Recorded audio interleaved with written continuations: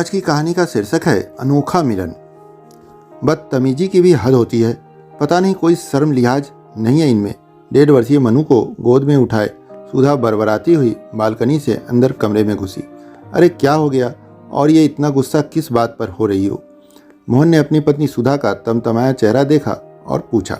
वो सामने वाली सोसाइटी में कोने का दूसरा मंजिल का जो मकान है उसकी बालकनी में एक बूढ़ा खुसट कई दिनों से मुझे घूर रहा है, सुधा ने मुंह बनाकर कहा और गोद से नन्ही सी मनु को बेड पर लिटा दिया। ये बात सुनकर मोहन ने बाहर बालकनी में जाकर देखा तो सामने वाली सोसाइटी में एक सफेद दाढ़ी वाला बूढ़ा अपनी बालकनी में टहलता हुआ दिखाई दिया। लगता है कोई नया परिवार अभी हाल में ही आया है।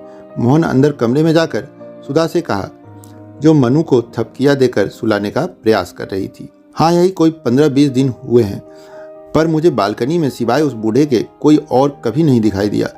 जब देखो कभी कुर्सी डालकर बैठा मिलेगा तो कभी टहलता हुआ, मगर नजरें इधर हमारी बालकनी पर ही गड़ाए रखेगा।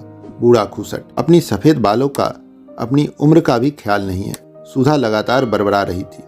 उफ, इन फ्लैटों में बूढ़े बेचारे भी क्या करे, बस ऊपर टंगे रहते हैं। बालकनी में थोड़ा टहल लिया और बैठकर धूप सेक ली। तुम बेकार ही बेचारे पर गुस्सा कर रही हो। मोहन ने हंसते हुए सुधा को समझाने का प्रयास किया। बेचारा, अकेले या मनु को लेकर जब कभी भी बालकनी में जाती हूँ तो खूसट की नजरें इधर ही गड़ी मिलती है। और तो और, सुधा कहते हुए रुक गई। और क्या सुधा? मत पूछो, कल शाम तो इसने हद ही कर दी। ये मोबाइल लेकर खड़ा था और सच कहूँ तो मुझे लगा कि इसने चुपके से मेरी फोटो भी ली है। क्या तुमने ये कल ही क्यों नहीं बताया मुझे? यह सुनकर मोहन को भी उस बूढ़े की इस हरकत पर गुस्सा हो आया। ठहरो, अभी जाता हूँ और लेता हूँ उस ठरकी की क्लास। रुकिए, मैं भी चलती हूँ। उस बूढ़े की ऐसी अकल ठिकाने लगाऊंगी कि याद रखेगा और यहाँ वहाँ झांकना ताकना हमेशा भूल जाएगा।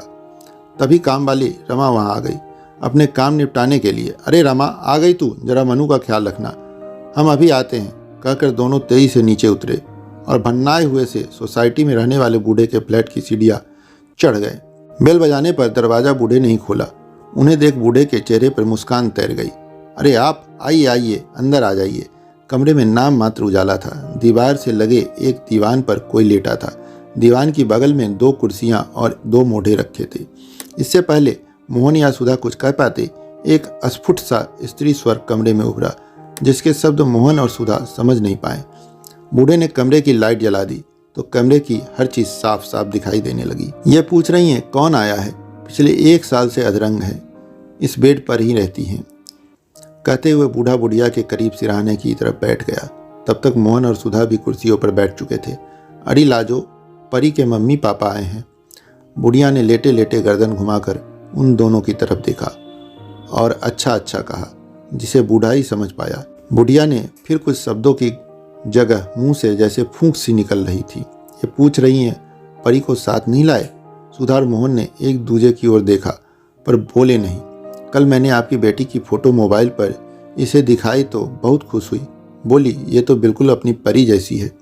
बूढ़े ने भीगी हुई पलकों को साफ करते हुए कहा और फिर बूढ़े ने बगल वाली दीवार की ओर इशारा करते हुए कहा, ये हमारी परी दीवार पर एक जोड़ा 2-2.5 साल की बच्चों को उठाए मुस्कुरा रहा था। ये आपके बहू बेटा और पोती?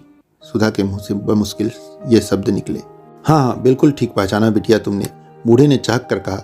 है ना हमारी परी आपकी बिटिया की तरह? बूढ़े का चेहरा खिला हुआ था। मगर क्या ये अब आपके साथ नहीं रहते? मोहन ने चुप्पी तोड़ते हुए पूछा। इस पर बूढ़े का खिला हुआ चेहरा एकदम से मुरझा गया। उसकी आंखें भीग गई। बेटा, अब ये तीनों वहां चले गए जहां से कोई लौट कर नहीं आता। मतलब?